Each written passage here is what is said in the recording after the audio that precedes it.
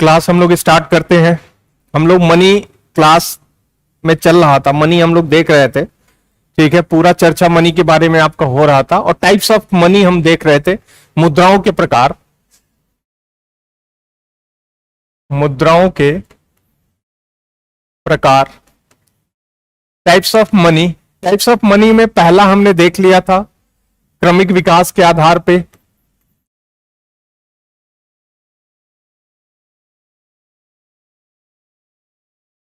क्रमिक विकास के आधार पर ये हो गया था आपका। देन उसके बाद दूसरा हमने देखा था विधिमान्यता के आधार पे, विधिमान्य, legal tender.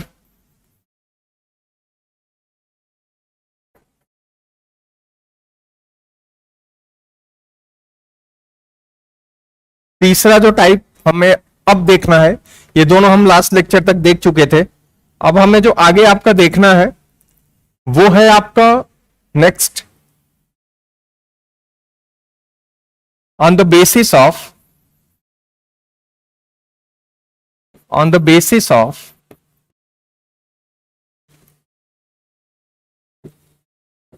Intrinsic value,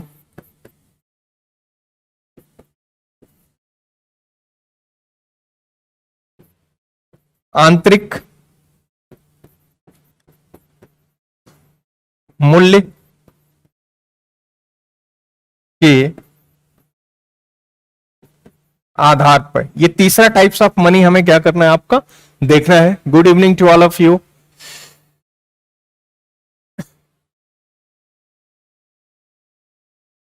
on the basis of intrinsic value, आंतरिक मूल्य के आधार पर हमें देखना है। तीसरा हम देखते हैं, देखो आंतरिक वैल्यू के आधार पर जो मुद्राएं होती हैं वो मुख्यतः दो प्रकार की होती हैं। आंतरिक वैल्यू के आधार पर पहला होता है फुल बॉडीड मनी,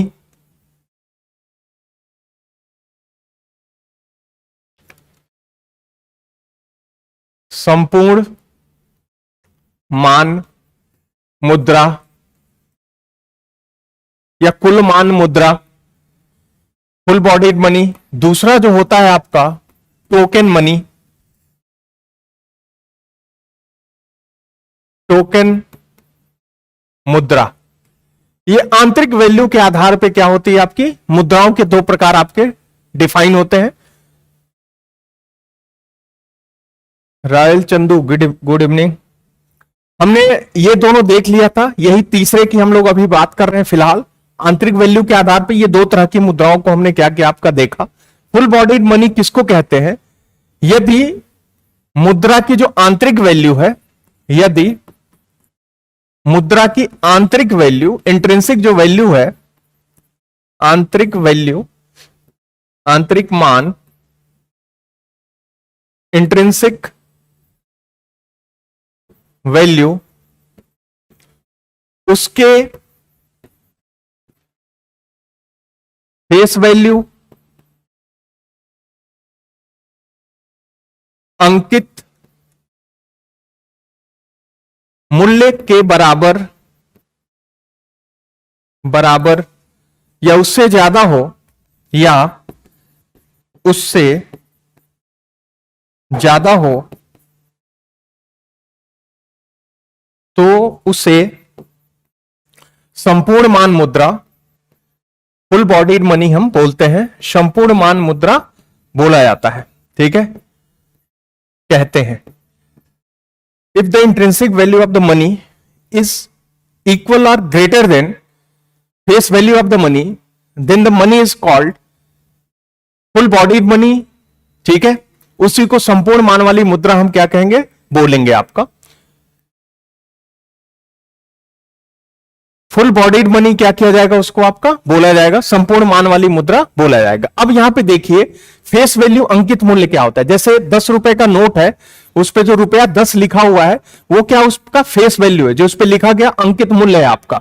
और उसकी इंट्रिंसिक वैल्यू, जिससे वो बना हुआ है, चाहे वो धातु हो, चाहे आपका कागजी नोट हो, आपका जिस मटेरियल से वो बना हुआ है, उस मटेरियल की अगर जो वैल्यू मार्केट में आप उस मटेरियल को ऐसे ही बेचने अगर जो जाओ, यदि उसका मूल्य, ठीक है, जो अंकित मूल्य है उससे ज्यादा हो जाता है या उसके बराबर होता है आपका, सामान्य तो उसके बराबर ही होता है, उसके बराबर या उससे ज्यादा हो जाता है आपका, तब हम उसे क्या कहेंगे, फुल बॉडीड मनी बोलेंगे।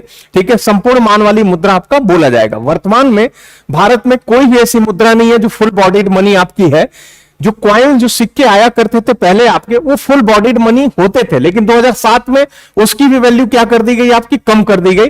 जैसा मैं पहले ही बता चुका हूं, घटना आपका 2007 से पहले हुआ क्या था, कोलकाता में ही तमाम केसेस ऐसे पकड़े गए थे कि जैसे 10 रुपए आपका, सॉरी 5 रुपए का कॉइन है आपका, 2 रुपए का कॉइन है, ये जो सिक्के होते थे, इनके जिस मेटल से, जिस धातु से ये सिक्के आपके बने होते थे, उन सिक्कों को अगर जो पिघला के आप मार्केट में सेल करने जाओ, पिघला के उन सिक्कों को अगर जो आप मार्केट में सेल करने जाते हो, तो उस धातु की जो वैल्यू होती थी, जो मेटल की वैल्यू होती थी, वो ज्यादा मिल जाती थी उस 1 रुपए से ज्यादा, 1 रुपया 10 पैसा, 1 रुपया 20 पैसा। तो तमाम चीजों को बनाने में उसका क्या करते थे लोग, इस्तेमाल करते थे। जब गवर्नमेंट ने देखा कि भाई इस तरह की चीजें हो रही है, लोग सिक्का जा रहा है और उसे मेल्ट करके कोई और चीज उससे बना दे रहे हैं, ठीक है, तो सिक्कों की काफी दिक्कत होने लगी। तो आरबीआई ने किया कि आपका उसका मटेरियल चेंज करवा दिया। पहले मैंने आपको बताया था कि क्यूप्रो, कॉपर आपका स्टेनलेस स्टील होता था, क्यूप्रो स्टेनलेस स्टील होता था।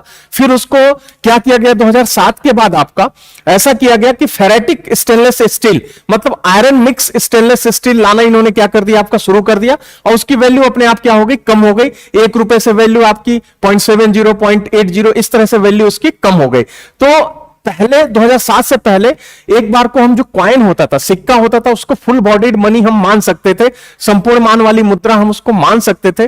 बट आफ्टर 2007 वो भी खत्म कर दिया गया। अब उसकी वैल्यू क्या हो गई आपकी, कम हो गई। ठीक है,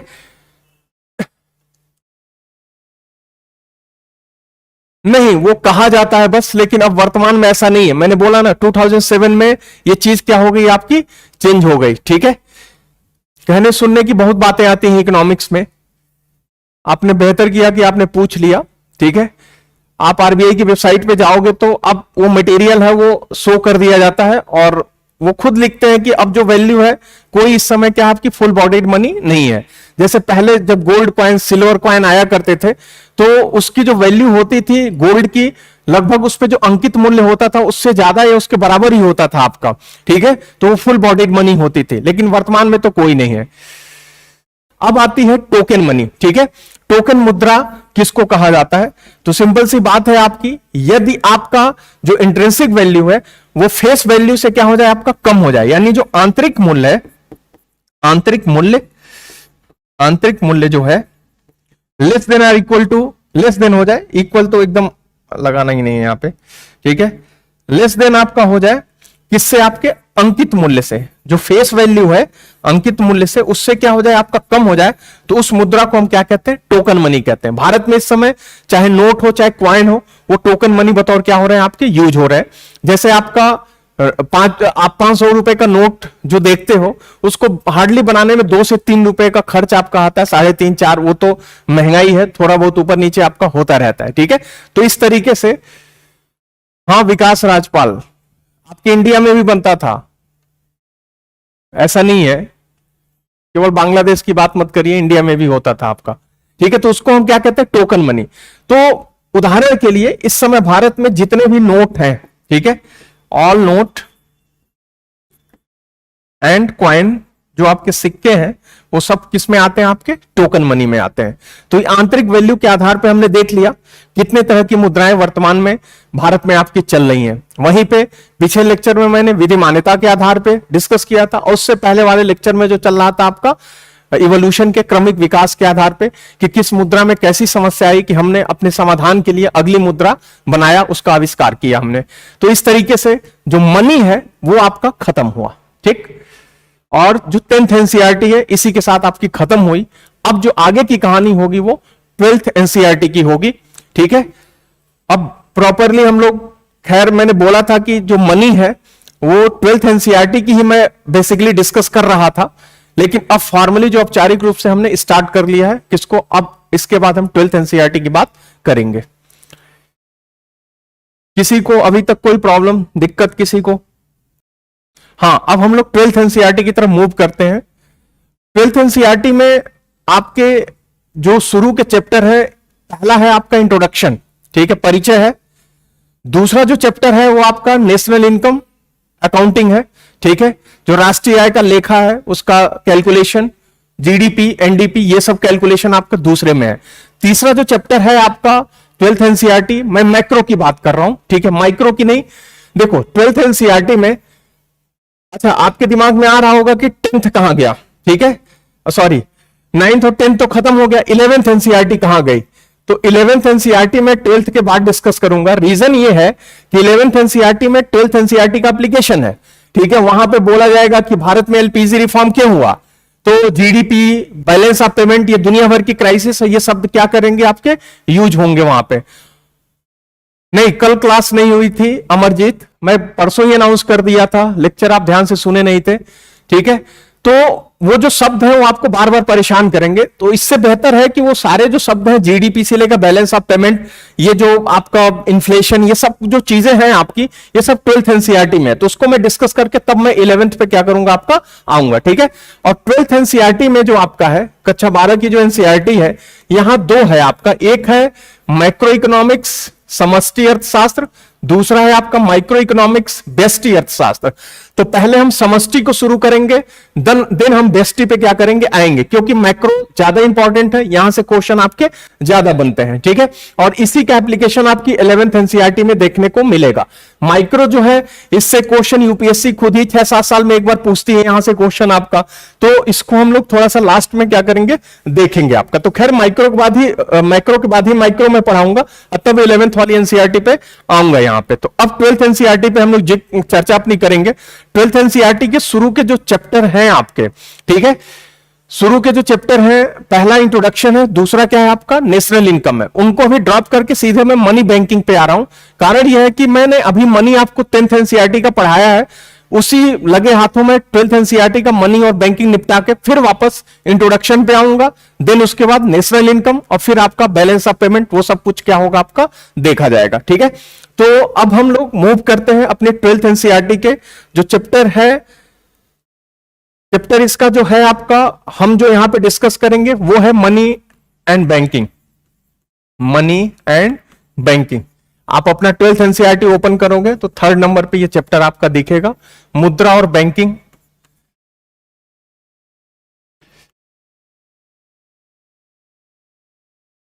अब यहां से आपको ठीक ठाक क्वेश्चन यूपीएससी में मिलेंगे प्रीवियस ईयर के, और यहां से हम लोग क्वेश्चन भी साथ साथ में सॉल्व करते हुए चलेंगे। अमरजीत नहीं हुआ है क्लास तो सारे वीडियो वहां पे है, प्लेलिस्ट में आप जाइए उसको देखिए, ठीक है। मुद्रा एंड बैंकिंग, इसी को जब फाउंडेशन कोर्स में आपको पढ़ाया जाता है तो इसी टॉपिक को, मनी जो आपका यहां पे दे रखा है, इसको 2 टॉपिक में तोड़ दिया जाता है। मॉनेटरी पॉलिसी, ये पूरी मनी एंड बैंकिंग जो है इसको फाउंडेशन कोर्स में 2 पार्ट में तोड़ दिया जाता है। मॉनेटरी पॉलिसी एंड बैंकिंग में क्या किया जाता है आपका ब्रेक किया जाता है, ठीक है। अब ध्यान देना, जो मौद्रिक नीति है आपकी एंड जो बैंकिंग है, इन 2 टॉपिक में फाउंडेशन कोर्स में इसको ब्रेक किया जाता है। अब केवल मॉनेटरी पॉलिसी मैं खुद ही जब पढ़ाता हूं फाउंडेशन में तो 20-25 घंटे का ये होता है और ये 20-25 घंटे का होता है। 50 से 60 घंटे तो केवल ये एक टॉपिक ही चले जाते हैं आपके मनी एंड बैंकिंग। बहुत पॉपुलर टॉपिक है यूपीएससी का, ये फेवरेट टॉपिक है आपका मॉनेटरी पॉलिसी एंड बैंकिंग। यहां से हर साल 3-4 क्वेश्चन आपके बनने ही बनने प्रीलिम्स में। आप इस साल का भी पेपर उठा लो, पिछले साल का भी पेपर आप उठा लो। तो अब हम जब एनसीईआरटी की बात करेंगे तो एनसीईआरटी में इस चैप्टर का नाम मनी एंड बैंकिंग है, और इसमें क्या किया इस चैप्टर में इन्होंने खाली आगे वो बैंकिंग लिखे हैं, बैंकिंग बहुत कम वहां पे डिस्कस किया इन्होंने। डिस्कशन ज्यादा हुआ है किसका, मॉनेटरी पॉलिसी का, वहां पे डिस्कशन ज्यादा आपका हुआ है, लगभग उस चैप्टर में 75%, ठीक है। मॉनेटरी पॉलिसी का डिस्कशन इन्होंने स्टार्ट किया है। तो अब जो मैं आपको आगे पढ़ाऊंगा वो सब कुछ मॉनेटरी पॉलिसी, मौद्रिक नीति के राउंड अबाउट ही क्या करूंगा पढ़ाऊंगा। आपका जो एनसीईआरटी का चलेगा मनी एंड बैंकिंग, वहीं से सारा कुछ मैं उठाऊंगा, लेकिन मैं उसको बार बार मौद्रिक नीति से रिलेट करके ही आपको बोलता रहूंगा, तो आप कंफ्यूज वहां पे मत होना, ठीक है। तो अब हम आते हैं मॉनेटरी पॉलिसी, हमारा अब टॉपिक आपका स्टार्ट होगा मौद्रिक नीति, जो एनसीईआरटी में मनी और बैंकिंग के नाम से आपका जाना जाता है। मौद्रिक नीति क्या होती है, क्यों हम मौद्रिक नीति को पढ़ते हैं, हम लोग मौद्रिक नीति क्या करेंगे आपका स्टार्ट करेंगे। सारा कहानी मॉनेटरी पॉलिसी के ही राउंड अबाउट आपका चलेगा।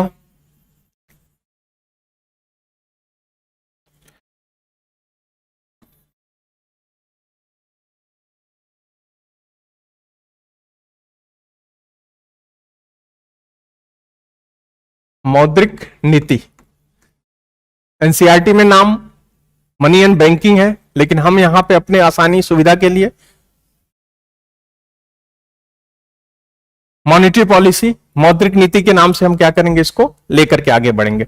मौद्रिक नीति की जरूरत क्या होती है, अगर जो मैं इसका प्रीफेस आपको बताऊं या इंट्रोडक्शन आप बोल सकते हो, प्रस्तावना की मैं बात करूं, तो मौद्रिक नीति का यूज क्या होता है, प्रयोग क्या होता है। देखो, भारतीय अर्थव्यवस्था में जो मेजर पॉलिसीज आपकी चली जाती हैं, पहली होती है मॉनेटरी पॉलिसी, मौद्रिक नीति। दूसरी जो पॉलिसी होती है आपकी, वो होती है फिस्कल पॉलिसी आपकी, ठीक है, वित्तीय नीति। तीसरी जो पॉलिसी चली जाती है आपकी, वो है आपका ट्रेड पॉलिसी, व्यापार नीति, जो इंटरनेशनल इकोनॉमिक्स का क्या होता है, आपका पार्ट होता है। ये तीन मेजर आपके हैं। तो हम लोग उसी सीरीज की पहली मॉनेटरी पॉलिसी, मौद्रिक नीति स्टार्ट कर रहे हैं। अब यहां पे जो यूज होता है आपका मॉनेटरी पॉलिसी का, तो जितने भी विकसित और विकासशील आपके देश हैं, ठीक है, तो पहले हम अगर जो विकसित देश को सामने रख के देखें, तो जितने भी डेवलप्ड कंट्रीज होती हैं, वो मॉनेटरी पॉलिसी का यूज रिसेशन एंड डिप्रेशन, प्रतिसार और महामंदी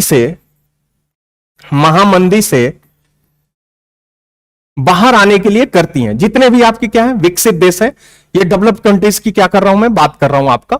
रिसेशन और डिप्रेशन से बाहर आने के लिए मौद्रिक नीति का क्या करते हैं वो लोग, इस्तेमाल करते हैं। ये उनका क्या है, आपका पहला यूज होता है। ये डेवलप्ड कंट्रीज है, विकसित, ठीक है, देश की मैं बात कर रहा हूं, ये पहला यूज वो करते हैं।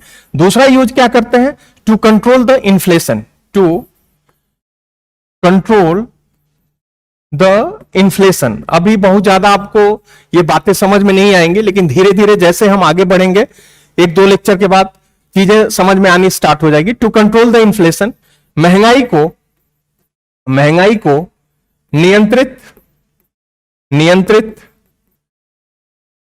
करने के लिए, महंगाई को नियंत्रित करने के लिए। देखो, जस्ट जो इकोनॉमिक्स है ना, जस्ट लाइक फिजिक्स, इसमें जो कंसेप्ट होते हैं टाइम लगता है ब्रेक होने में, लेकिन एक बार ब्रेक हो गया ना, तो फिर आगे की चीज अपने आप ही क्या हो जाएगी, क्लियर हो जाएगी। इसलिए आपको बहुत पेशेंस के साथ इन सारी चीजों को देखना पड़ेगा, ठीक है। तो इसीलिए मैं बार बार बोलता हूं कि थोड़ा सा धैर्य रखेंगे ना, तो एक एक चीज करके आपके सामने आती चली जाएगी। रिसेशन और डिप्रेशन से बाहर, जितने भी विकसित देश हैं आपके, रिसेशन और डिप्रेशन से बाहर आने के लिए मौद्रिक नीति का प्रयोग करते हैं, और महंगाई को नियंत्रित करने के लिए मौद्रिक नीति का क्या करते हैं वो लोग, प्रयोग करते हैं। रिसेशन या डिप्रेशन, ये जो शब्द है, इसको मैं जब नेशनल इनकम जो दूसरा चैप्टर है 12th मैक्रो का, जब मैं पढ़ाऊंगा तो वहां पे इसको एक्सप्लेन करूंगा।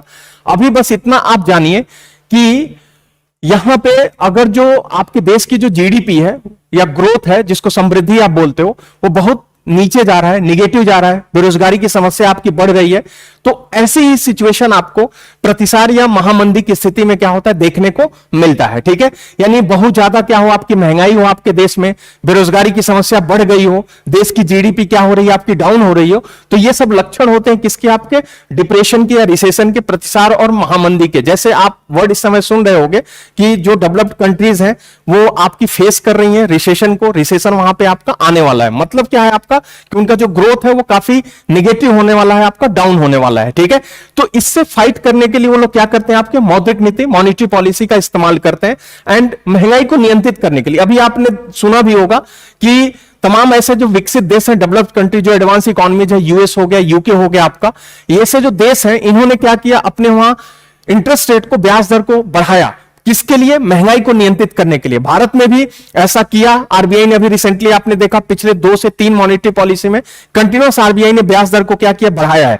यानी उस मौद्रिक नीति का प्रयोग करके आरबीआई भारत में महंगाई को क्या करना चाहती है, नियंत्रित करना चाहती है। ऐसा विकसित देशों ने भी किया, आपके अपने ब्याज दर को बढ़ाया, जिससे महंगाई क्या हो जाए, आपकी नियंत्रित हो जाए। अब कैसे आपका रिसेशन और डिप्रेशन से आप बाहर आते हो, कैसे महंगाई आपकी नियंत्रित होती है, यही तो सब हमें मौद्रिक नीति में देखना है। और ये जब मैं इनके टूल जब एक्सप्लेन करूंगा आपके, तो वहां पे विद एग्जांपल मैं आपको बताऊंगा कि कैसे हम महंगाई से क्या होंगे, यहां पे बाहर आएंगे, और कैसे हम अपनी जो ग्रोथ है, अपनी समृद्धि है, उसको बढ़ाएंगे। वो सब आगे क्या होना है, आपका होना है।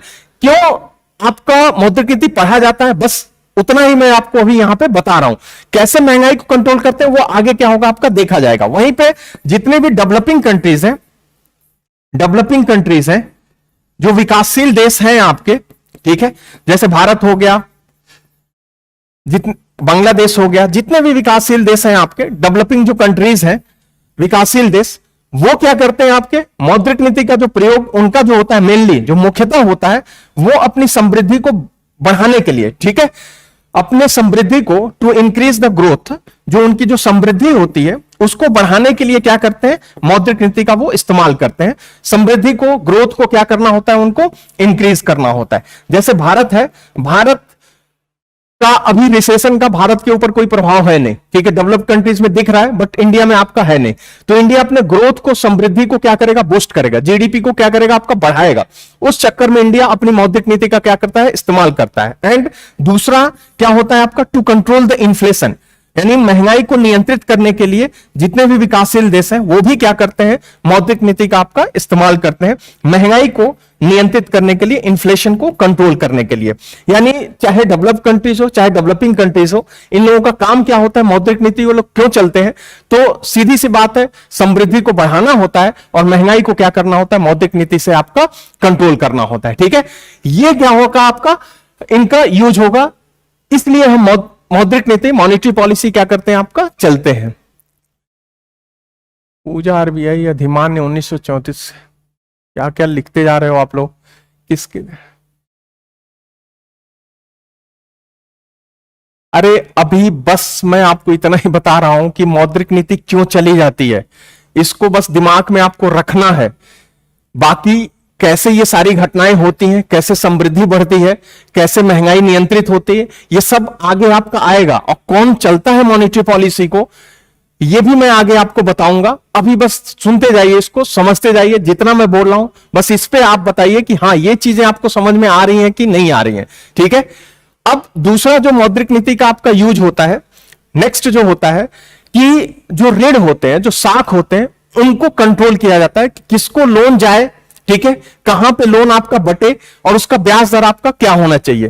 तो नेक्स्ट जो फंक्शन होता है, तो पहला मैंने जो फंक्शन आपको बताया विकासशील और विकसित देशों में समृद्धि और महंगाई को लेकर के आपके सामने मैंने यहां पे रखी बात। अगली जो बात आती है, चाहे वो विकासशील देश हो चाहे आपके विकसित देश हो, चाहे एडवांस इकोनॉमीज हो चाहे आपके डेवलपिंग इकोनॉमीज हो, चाहे जो भी देश हैं आपके, ठीक है, जब वो आपके यूज करते हैं तो पहला और दूसरा तो मैंने आपको यहां पे एक्सप्लेन कर दिया। अगला उनका जो यूज होता है ये होता है आपका कि to control the credit, to control the credit, to control the credit, साख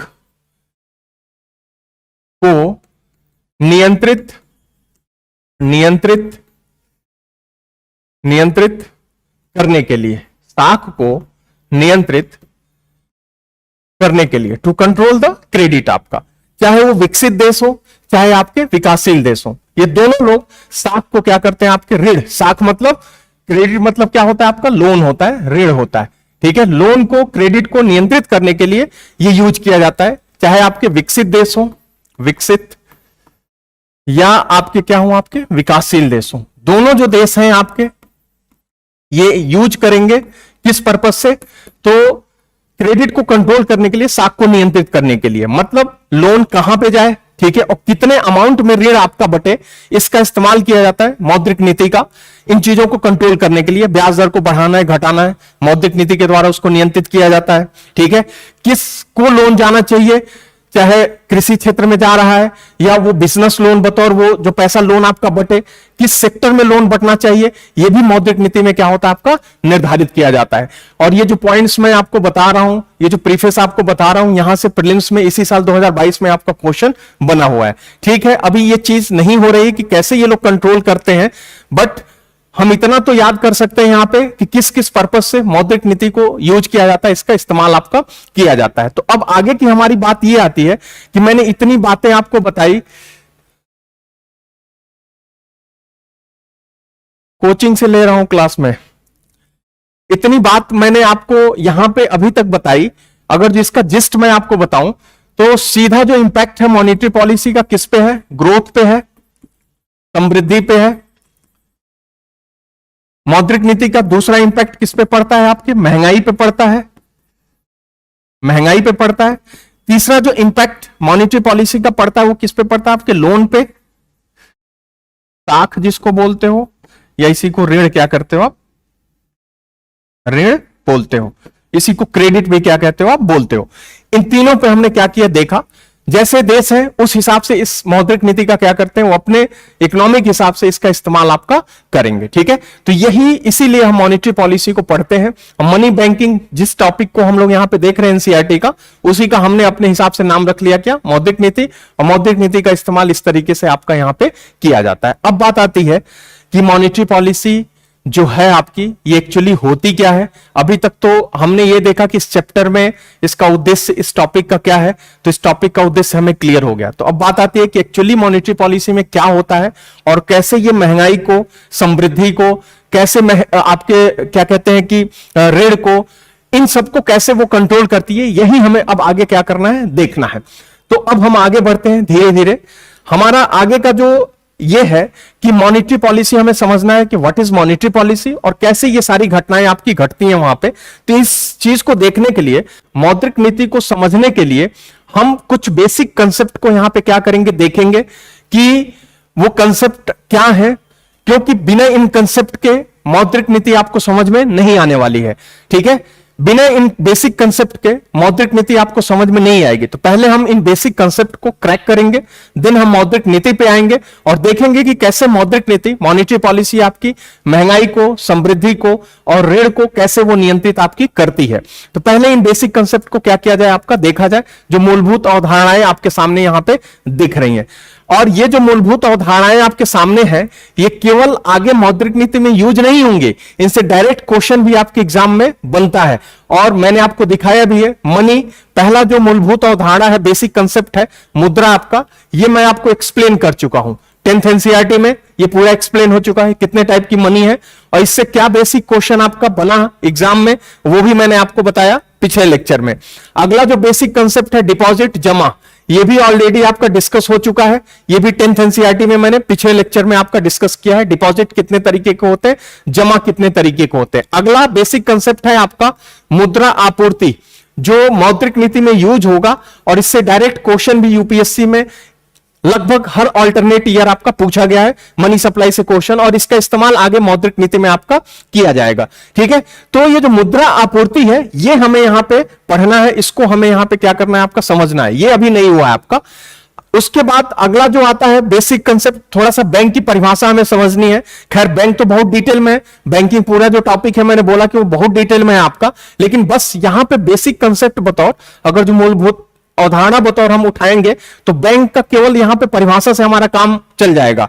तो इसको मैं 10th एनसीईआरटी में ऑलरेडी इसको मैं डिफाइन कर चुका हूं कि ये आपका क्या होता है। ठीक है, अब जो बची हुई चीजें हैं, एक है मनी सप्लाई, ये बेसिक कंसेप्ट बतौर आपका नहीं हुआ है, एनडीटीएल नहीं हुआ है, और गवर्नमेंट सिक्योरिटी, जो सरकारी प्रतिभूति आपकी होती है, सरकारी प्रतिभूति, ये मैंने अभी तक आपका नहीं बताया है। और इन सबका हम मौद्रिक नीति, मॉनेटरी पॉलिसी में आपका यूज करेंगे, तभी आपका जो 12th एनसीईआरटी का चैप्टर है मनी और बैंकिंग आपका पूरी तरीके से आपको समझ में आएगा। तो अब हम करते क्या है, इन तीनों कंसेप्ट को उठाते हैं, इनको समझते हैं और देखते हैं कि प्रीवियस ईयर यूपीएससी ने इन पे क्वेश्चन कैसे आपका बनाया हुआ है, और तब हम आगे मौद्रिक नीति पे जाएंगे और समझेंगे कि मौद्रिक नीति किस तरीके से काम करती है और एक्चुअली होती क्या है। ये जितना मैंने आपको अभी समझाया कि समृद्धि, महंगाई और ऋण नियंत्रण में उनका काम आता है, वो कैसे काम आता है, वो सब कुछ आगे आपको अब समझ में आने वाला है। तो आज मनी सप्लाई को ना उठा के मैं एनडीटीएल उठाता हूं, मनी सप्लाई कल वाले उसमें क्या करूंगा, मैं उठा लूंगा कि मुद्रा आपूर्ति आपकी क्या होती है। तो आज हम एनडीटीएल क्या करते हैं आपका समझते हैं। Net demand and time liability, आपका net demand and time liability, कुल मांग और समय दायित्व, इसको ध्यान से समझिएगा। और अभी मैं आपको इस पे बताऊंगा कि 2 क्वेश्चन केवल इस 10 से 15 मिनट के कंसेप्ट पे 2 क्वेश्चन यूपीएससी प्रीलिम्स ने आपका पूछा हुआ है। ठीक है, तो अगला है आपका नेट डिमांड एंड टाइम, वो क्वेश्चन भी हम सॉल्व करेंगे यहीं पे। लाइबिलिटी, निवल,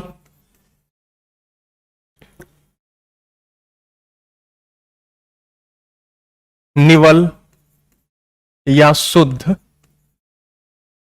मांग और समय दायित्व, net demand and time liability, निवल या शुद्ध, मांग और समय दायित्व। पहले हम समझते हैं लाइबिलिटी, दायित्व का मतलब क्या होता है आपका। तो जैसे मान लो कि आपने मुझे 100 रुपया उधार दिया, मैंने आपसे 100 रुपया उधार लिया और बोला कि मैं आपको वापस कर दूंगा इसे 1 हफ्ते बाद, ठीक है, 1 हफ्ते बाद मैं इसे आपको वापस कर दूंगा। तो जैसे आपने मुझे 100 रुपया उधार दिया, मैं अपने घर पे ले आऊंगा, अपनी कॉपी निकालूंगा और अपनी कॉपी के दायित्व वाले भाग में, लाइबिलिटी वाले पार्ट में उस पैसे को मैं लिखूंगा कि 100 रुपया मैंने इनसे उधार लिया है, जो मुझे 1 हफ्ते बाद क्या करना है, वापस करना है। जैसे मैंने आपसे 100 रुपया उधार लिया, वो मेरे ऊपर क्या बन जाता है, आपका दायित्व बन जाता है, मेरे ऊपर क्या बन जाती है, लाइबिलिटी बन जाती है। आप अपने घर पे जाओगे, अपनी कॉपी पे उसको कहां पे लिखोगे, संपत्ति वाले भाग में लिखोगे, एसेट वाले पार्ट में क्या करोगे, आप उसे लिखोगे कि वो आपकी संपत्ति हो गई, आपने मुझे 100 रुपया क्या किया, आपका उधार दिया, ठीक है। तो इस तरीके से 100 रुपया मेरे लिए दायित्व, आपके लिए एसेट हो गया। यानी उस पैसे को मेरा दायित्व है कि मैं 1 हफ्ते बाद क्या करूं, आपको वापस करूं, वो मेरा दायित्व भी है। इसी को यूपीएससी क्या लिख देती है, देयताएं लिख देती है। हिंदी वालों के साथ सबसे बड़ी दिक्कत ये हो जाती है कि उनके लिए 2-2, 3-3 वर्ड क्या होते हैं, आपके आ जाते हैं। तो ये मेरी देयता क्या होती है, बन जाती है। उसी तरीके से जब बैंक आपका पैसा जमा कराता है, डिपॉजिट करवाता है, तो बैंक का लाइबिलिटी होता है, बैंक का क्या होता है, आपका दायित्व होता है। चलिए रेड मार्कर यूज कर देता हूं, किसी और को कुछ डिमांड होगी तो वो भी बता देना आप लोग, ठीक है। तो आपका क्या होता है कि जो जैसे आप बैंक में पैसा आप जमा करते हो, तो वो बैंक का क्या बनता है, लाइबिलिटी बनता है, बैंक का दायित्व बनता है कि जब आप पैसा अपना बैंक से मांगने जाओ तो बैंक उसको क्या करे, वापस करे। वो बैंक के लिए क्या होता है, आपका लाइबिलिटी बन जाती है। लेकिन आप जब जमा करते हो तो आपका क्या बन जाता है, संपत्ति बन जाती है। आप अपने घर, अपनी कॉपी में कहां पे लिखोगे, उसको संपत्ति वाले भाग में लिखोगे, एसेट वाले पार्ट में आप लिखोगे। बैंक अपने बैलेंस शीट में जो तुलन पत्र उसका होता है, उसकी कॉपी जो होती है, वहां पे वो कहां पे लिखेगा, आपके लाइबिलिटी वाले पार्ट में लिखेगा। क्यों? क्योंकि ऊपर दायित्व है, उसने आपसे पैसा जमा करा है, उसको क्या करना है, आपका वापस करना है। उसी तरीके से जब बैंक आपको लोन देता है, बैंक आपको ऋण देता है, तो वो बैंक की क्या बन जाती है, संपत्ति बन जाती है। और आप जब उधार लेते हो तो आपकी क्या बन जाती है, लाइबिलिटी। आपका क्या बन जाता है, आपका दायित्व बन जाता है कि आपको बैंक का लोन क्या करना है, वापस करना है। यानी अगर जो आसान भाषा में बोलूं, जिसने उधार लिया उसके ऊपर क्या क्रिएट होती है, लाइबिलिटी क्रिएट हो जाती है, लाइबिलिटी उत्पन्न हो जाती है। और जिसने उधार दिया उसकी क्या बन जाती है, संपत्ति बन जाती है। उसके लिए वो चीज क्या बन जाती है, आपकी एसेट बन जाती है। तो उसी तरीके से बैंक में डिपॉजिट कितने तरीके के होते हैं, मुख्यतः 2 तरीके के होते हैं। एक होता है डिमांड डिपॉजिट, मांग जमा। दूसरा क्या होता है, टाइम डिपॉजिट, ठीक है, समय जमा। तो पब्लिक जब बैंक में पैसा आपकी जमा करती है, ठीक है, तो वो जो जमा होता है वो बैंक के ऊपर क्या बनता है, आपका दायित्व बनता है कि जब भी पैसा लोग बैंक से मांगने आए, बैंक उनको क्या करे, वापस करे। तो बैंक अगर जो अपना एनडीटीएल, मतलब वो अपना नेट जो लाइबिलिटी है, दायित्व है या देयताएं है, कैलकुलेट करना चाहे तो कैसे वो करेगा, जितना भी पब्लिक का पैसा उसके पास जमा है उसको बस वो जोड़ ले, वही बैंक का क्या बन जाता है, आपका दायित्व बन जाता है, ठीक है। स्टडी इंटरनेशनल आशीष ने पूछा कि सर इसमें फिक्स डिपॉजिट भी आता है, टाइम डिपॉजिट में फिक्स डिपॉजिट आता है। इसको मैं पिछले लेक्चर में डिस्कस कर चुका हूं, आप जाएंगे तो वहां पे बहुत डिटेल में पूरा टाइम लेके हमने डिस्कस किया है किसमें कौन सा डिपॉजिट आता है। इसलिए मैं पहले शुरू से बोल रहा हूं कि पिछला लेक्चर देख के ये आगे वाले में आना, अदरवाइज छोटे छोटे शब्द आपको कंफ्यूज करेंगे। देखो टाइम में 2 तरह के डिपॉजिट होते हैं, फिक्स होता है, ठीक है, जिसको एफडी कहते हो, और आरडी होता है। वहीं पे डिमांड डिपॉजिट में एक करेंट अकाउंट होता है, चालू खाता, दूसरा क्या होता है आपका सेविंग अकाउंट, बचत खाता। ये दोनों खाते किसके होते हैं, डिमांड डिपॉजिट के। तो बैंक उन्हीं को जोड़ लेगा, वही बैंक का क्या कहलाएगा, आपका दायित्व कहलाएगा, ठीक है। तो अब बैंक अपना एनडीटीएल कैसे कैलकुलेट करता है, क्योंकि आगे मौद्रिक नीति में जितना भी डिसीजन लिया जाएगा, सीआरआर हो, एसएलआर हो, रेपो रेट हो, जो मैं आपको पढ़ाऊंगा वो सब एनडीटीएल के अनुपात में ही क्या होता है, रखा जाता है। तो अगर जो एनडीटीएल समझ में नहीं आएगा तो फिर जब वो शब्द यूज करूंगा मैं, तो फिर आप वहां पे मौद्रिक नीति में कंफ्यूज हो जाओगे। और यहां से डायरेक्ट क्वेश्चन बना है, क्वेश्चन कहां से बना हुआ है, इसके हेडिंग से ही बना हुआ है, ठीक है। इसको इन शॉर्ट क्या बोलते हैं, आपका एनडीटीएल बोलते हैं।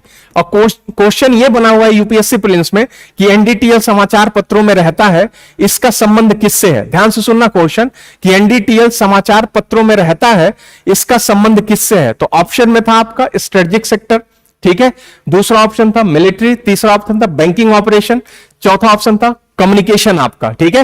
तो इसका संबंध किससे है एनडीटीएल का? तो इसका संबंध है आपके बैंकिंग सेक्टर से। यही छोटा सा क्वेश्चन आपकी यूपीएससी प्रीलिम्स में बना था और कई लोग इस क्वेश्चन से टकराए हुए थे आपके, ठीक है, तो लगा कि काफी आसान पेपर आपका आया हुआ था। तो इस तरीके से इस पे पहला क्वेश्चन इसके हेडिंग से क्या हुआ आपका बना हुआ है। ये यूपीएससी 12 या 13 का क्वेश्चन है, एग्जैक्टली मुझे याद नहीं आ रहा, 11, 12, 13 इन्हीं तीनों साल में से किसी एक का ये क्वेश्चन है। पेपर पलट के देखना, आपको ये क्वेश्चन मिल जाएगा, ठीक। तो इसके हेडिंग से यूपीएससी ने क्वेश्चन आपका बनाया हुआ है। अब बात आती है कि एनडीटीएल बैंक कैसे आपका कैलकुलेट करता है, net demand and time liability कैसे बैंक आपका कैलकुलेट करेगा।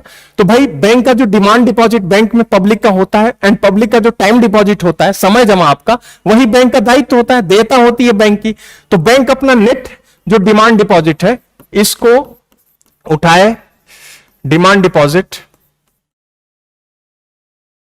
जो शुद्ध मांग जमा है, शुद्ध मांग जमा, इसको उठा के बैंक अपने नेट टाइम डिपॉजिट से क्या कर ले आपका जोड़ ले। नेट टाइम डिपॉजिट, डिपॉजिट शुद्ध समय जमा, ये उठा के क्या कर ले आपका जोड़ ले, दोनों को उठा के जोड़ ले। यही बैंक का क्या हो जाएगा आपका टोटल लायबिलिटी, टोटल दायित्व, टोटल देयता बैंक की क्या होगी आपकी बन जाएगी, ठीक है। तो हम अब आते हैं कैसे बैंक अपना एनडीटीएल क्या करता है कैलकुलेट करता है। जैसे यहीं पे जहां पे दीक्षांत आईएएस है आपका, इसके बगल में एसबीआई है, इसी स्टेट बैंक ऑफ इंडिया की जो ब्रांच है इसी को बतौर एग्जांपल मैं उठा रहा हूं और आपको बता रहा हूं कि कैसे ये एनडीटीएल आपका कैलकुलेट करता है, ठीक है, कैसे ये बैंक आपका एनडीटीएल कैलकुलेट आपका करता है।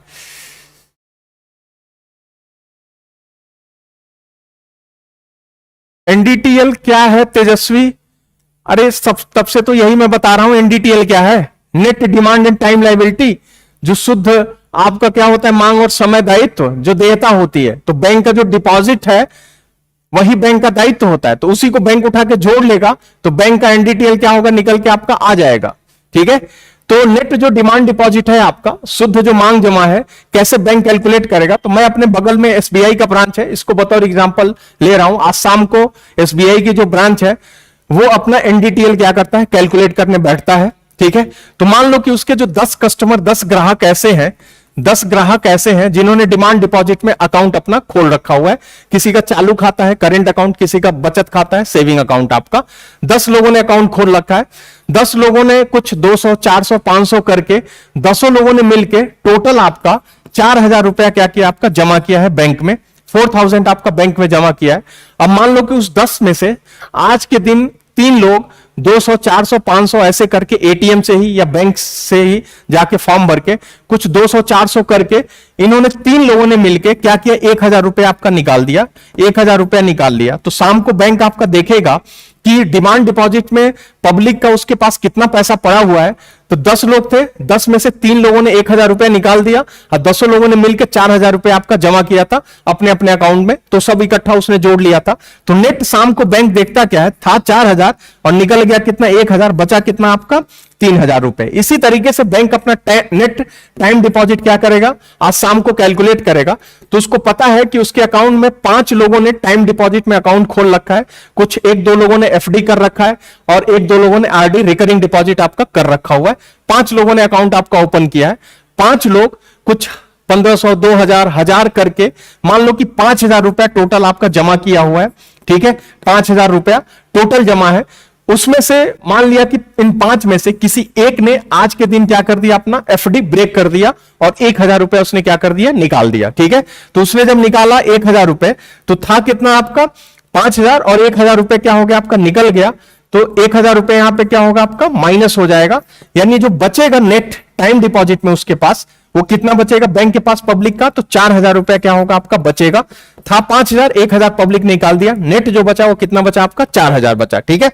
अब यहां पे देखोगे टाइम डिमांड डिपॉजिट में 3000 है और टाइम डिपॉजिट में कितना है आपका 4000 है। इन्हीं दोनों को उठा के बैंक जोड़ देगा, टोटल 7000 रुपए आज शाम को बैंक अपना एनडीटीएल क्या करेगा आपका देखेगा। यानी पब्लिक का जो पैसा इनके पास जमा है वो 7000 रुपया डिमांड और टाइम दोनों मिला के आज शाम को है और बैंक को पता है कि कल 10 बजे का जो जब ब्रांच ओपन होती है और पब्लिक ये पैसा 7,000 मांगने आती है तो ये हमें वापस देना पड़ेगा। ये हमारा दायित्व, ये हमारी क्या है, आपकी लाइबिलिटी है। ठीक है, ये हमारा क्या है, आपका दायित्व है, ये हमारी क्या है, आपकी लाइबिलिटी है। यानी बैंक में जो पैसा पब्लिक का डिपॉजिट होता है वही बैंक का क्या होता है, लाइबिलिटी होता है, दायित्व होता है। इसी को हम क्या बोलते हैं, NDTL, net demand and time liability क्या करते हैं, बोलते हैं। अब बैंक इसको डेली कैलकुलेट नहीं करता, इसकी गणना जो होती है हर फोर्टनाइट होती है आपकी, हर फोर्टनाइट इसकी गणना होती है। 14th नाइट, 14वीं रात क्या होगी, इसकी गणना होगी। फ्राइडे नाइट बैंक ने फिक्स कर रखा है, आरबीआई की वेबसाइट पे आप जाओगे तो फ्राइडे नाइट आपको मिलेगा।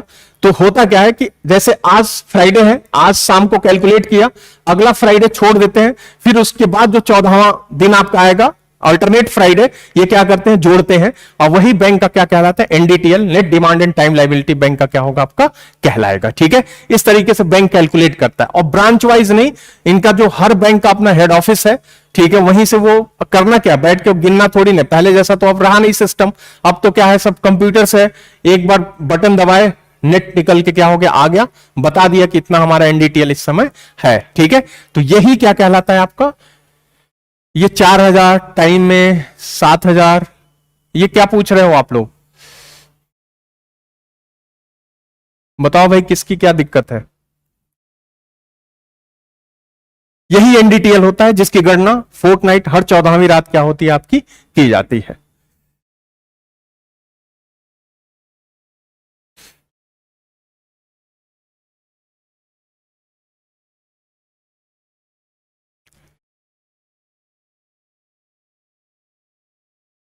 संपत्ति, यहां पे बैंक के लिए संपत्ति क्या होगा, जब बैंक लोन देगा तो बैंक के लिए वो संपत्ति बनती है। ठीक है, लेकिन जब बैंक डिपॉजिट करवाता है तो बैंक की दायित्व, लाइबिलिटी क्या होती है, आपकी बनती है। ओके, कोई नहीं दानिश खान, लेट हो गए तो दिक्कत नहीं है, रिकॉर्डेड रहेगा, देख लेना। अच्छा, पार्वती सरना ने आंसर दिया है, किसी को कोई कंफ्यूजन अभी तक? हाँ, ये सब डिपॉजिट है अमरजीत।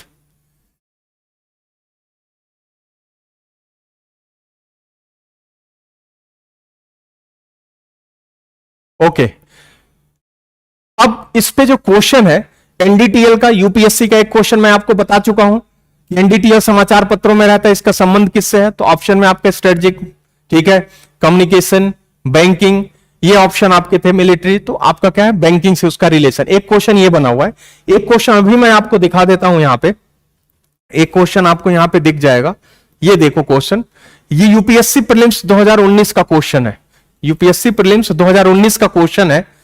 क्वेश्चन को रीड करिए, which of the following is not included in asset of the commercial bank of in India. Bharat में जो कमर्शियल बैंक है, वाणिज्यिक बैंक है, या सिर्फ बैंक ही आप मान लो, बैंक की संपत्ति में कौन सी चीज इसमें नहीं आती है। इसी कंसेप्ट से क्वेश्चन ब्रेक होना था, यूपीएससी प्रीलिम्स 2019 का क्वेश्चन है, कौन सी बैंक की संपत्ति नहीं होती है, ध्यान से पढ़िएगा, नॉट, जब एक्सट्रीम कंडीशन हो ना यहां पे तो थोड़ा सा ध्यान दे दिया करिए आप, नॉट है, नहीं। पूजा ने आंसर दिया डी, पार्वती ने डी, पूजा राजपूत ने सी। कौन सा बैंक का संपत्ति नहीं है?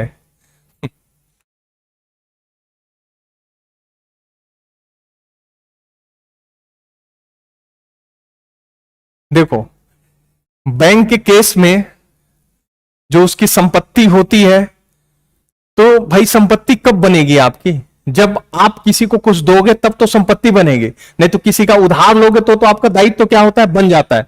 हाँ, दानिश ने आंसर दिया बी, स्टडी इंटरनेशनल, आशीष ने आंसर दिया बी, तो आंसर होगा इसका बी, जमा।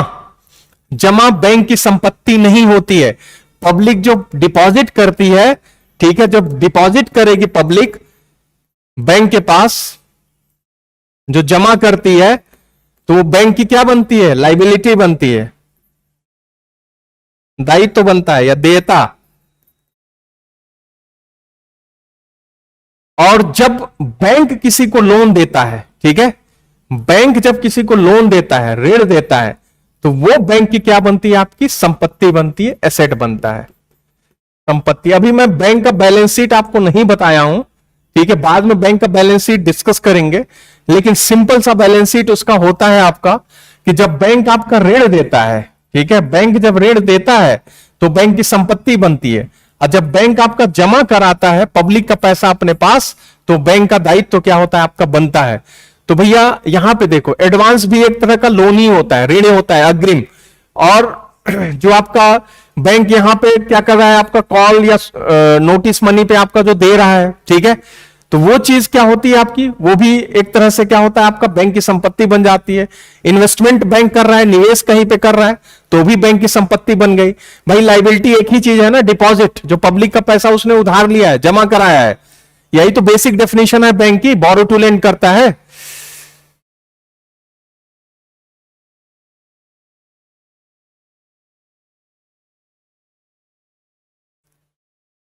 ठीक, तो होगा क्या आपका कि जो बैंक में पब्लिक का पैसा जमा होता है, बैंक का दायित्व होता है, लाइबिलिटी होती है, बैंक की संपत्ति नहीं होती है। आप अपने किसी दोस्त से उधार लोगे तो जो उधार आपने लिया वो आपकी लाइबिलिटी है, दायित्व है, वो आपकी संपत्ति नहीं है। संपत्ति जब आप दोगे उसको उधार, तब वो आपकी संपत्ति बनेगी। हाँ, तो वही तो मैं आपको अभी तक एनडीटीएल में समझा रहा था कि जो बैंक का आपका क्या कहते हैं कि यहां पे लाइबिलिटी, देखो यही तो मैं आपको समझा रहा था कि बैंक में जो पैसा जमा होता है, यही तो है भाई, demand deposit plus time deposit, यही तो उठा के जोड़े हो तो लाइबिलिटी निकल के आया है। तो बैंक में जो पब्लिक का पैसा जमा होता है वही बैंक का दायित्व होता है, उसी को बैंक को वापस करना होता है। चलिए, किसी को मतलब अब कोई प्रॉब्लम है नहीं, इसलिए मैं अब लेक्चर को यहीं पे रोक रहा हूं। मिलते हैं अब अगले लेक्चर में।